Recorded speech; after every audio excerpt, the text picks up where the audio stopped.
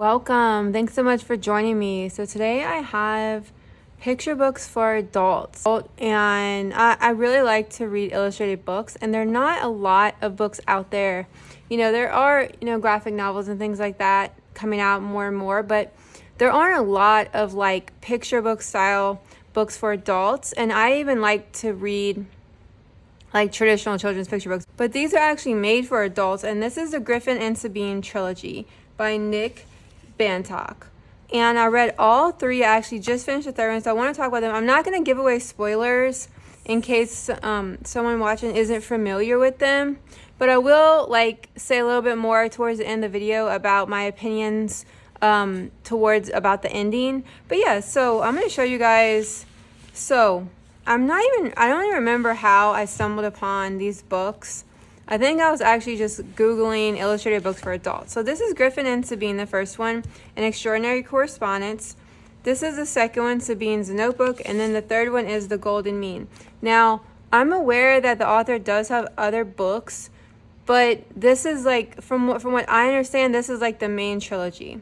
And then the other books I think are just add-ons, and I have not read those. My interest has peaked a little bit, but yeah, so okay. I will say the first one was my favorite by far. And I think I think it's because they had more of a mystery aspect to it.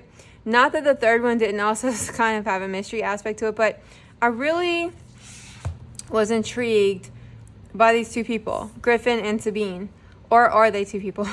And so I'm going to basically read the intro. It's but Griffin, okay, so Griffin, it's good to get in touch with you at last. Could I have one of your fish postcards? I think you are right. The wine glass has more impact than the cup, Sabine. But Griffin had never met a woman named Sabine. How did she know him? How did she know his artwork? Who is she?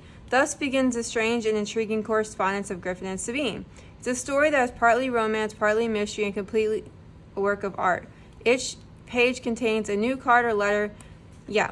So this book is told through letters and postcards that they both create. So this is Sabine's, and she wrote it to Griffin. This is the first postcard, the front and the back. So it's really interesting the way it's told. And I would say the third one really made me confirm that these are for adults. There are some kind of innuendos in the third one, or not really innuendos, more like adult themes. So but otherwise, I kind of thought maybe kids could read these too, but there's not anything in it that I think is. But yeah, so, and then they also have some interactive elements. So they write back and forth to each other, and they've never met. And so this is a letter that Sabine wrote Griffin. And some of the letters, I say maybe it's more Sabine that uses, you could tell it's like a dip pen. And then it's the whole letter you get to read. So you feel it's almost you feel you're spying on people, you get to read secret letters. It's a really interesting feeling that I've never had with any other book. And it's I know they do have interactive books for kids, but I was so excited to see that this is an interactive book for adults. And some of Griffin's, this is I believe this one's to Sabine.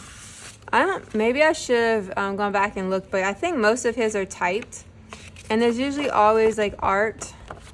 Oh, well, that's the letterhead, and then so this one doesn't have art, but the envelope is always very artsy. So Griffin's an artist and Sabine is an artist, so they're both artists. And I feel these are kind of books you can go back and do deep dives into, and there's layers where I think the artwork has a lot of imagery and details that you could go back and kind of maybe understand a little bit more about the book. And I haven't done that yet, because I read each of them so far once. I love this. So I would like to go back and read them more. So the end really leaves you with a big mystery of the first one, because you're wondering who these people are. How do they do that? I mean, they never met. And the way that is described, that Sabine can see Griffin, his drawings. It's it kind of makes you wonder about all these, it's kind of like this, I don't know if you want to call it a fantasy. It's very realistic, but then they have this big, heavy, mystery where it kind of lets you as an adult, I find, like, use your imagination more than I have in a long time. So then there's the second one, which was Sabine's notebook. All of them are equally beautiful, equally the same type of stunning illustrations. So this is just like the kind of very similar to the first one. They continue their correspondence. Well, actually all three of them. They continue their correspondence and things like that. The same interactive elements. And they write back and forth to each other. And it's always nice to see the postcard and the stamps. And like this one, this is the stamp that Sabine used to mail to Griffin. And then it's just very interesting. They talk about their work a lot, like their artwork. And it's very interesting. It's just, yeah. And so I don't want to give too much away. I will say this. So the second one kind of had me take a pause on reading the third one. I wasn't sure if I was going to buy the third one. They're actually hard to find.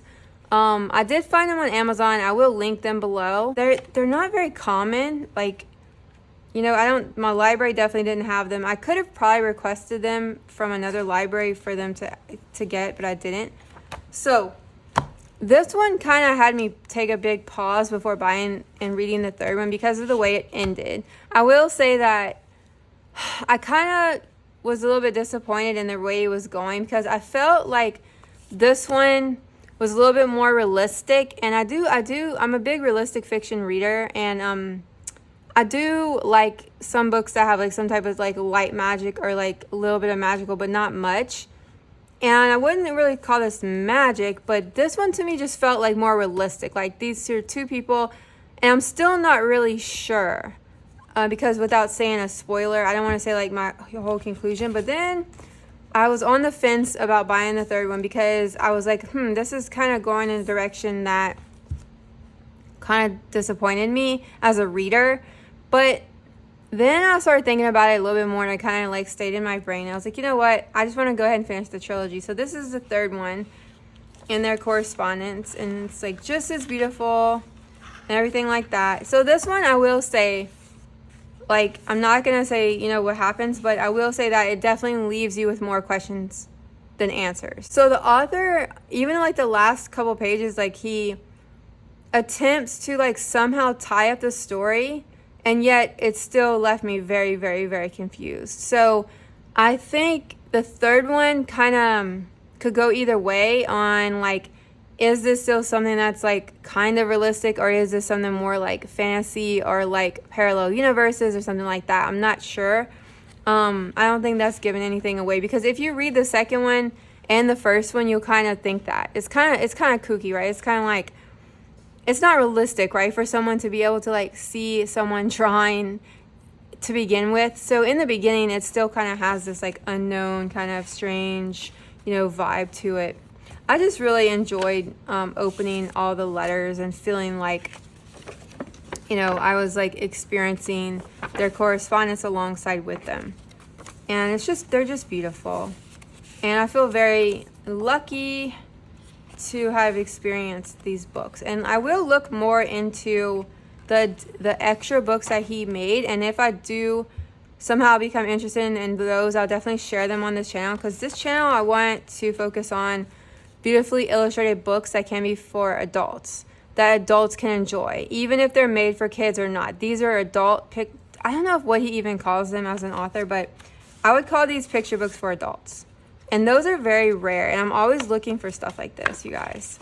Like, it's just so unique. And you can see like the artistic hand behind this work, like the penmanship. And this even looks like a real, if he did it on a computer, he really fooled me. But it looks like you can really see the handwriting and like the dip pen and things like that. So yeah. I love this envelope. And look at this. This one's kind of like very mysterious. Like this one's kind of darker. And some of the drawings are very dark, which I find that very intriguing. Some of them, actually a lot of them are. And it kind of puts you into, I guess, the creator of the book psyche or whatever. And so what I really want to do is, I think after you read all three of these books. It'd be interesting. What I plan to do is kind of go back and flip through them and see if I can find connections to some of the imagery. I don't know. But I'm still, like I said, left with more questions and answers. And I will say, I am the type of reader that kind of likes things to be tied up at the end. And I think that's why I kind of struggled with the series from book 2. Because I kind of thought things would be a little bit like, I don't know, like tied together more. And they're not. So if you like books that are really mysterious, or if you haven't read the series, if you like books that are very mysterious and that kind of leave you with more questions and answers, you'll really like the series. If you like a story to have like a distinct ending or like explains things more, then you might be a little bit disappointed, but they're still so beautiful. I think if it were a novel, I would definitely make that statement. So it's hard for me to even say that for these books because you still get to experience the beauty of them. That's what I think the thing about these books is. Like, for me, it's more about the experience of like, I'm not saying the story isn't good, but I'm just saying like, to me, it's more about the experience of,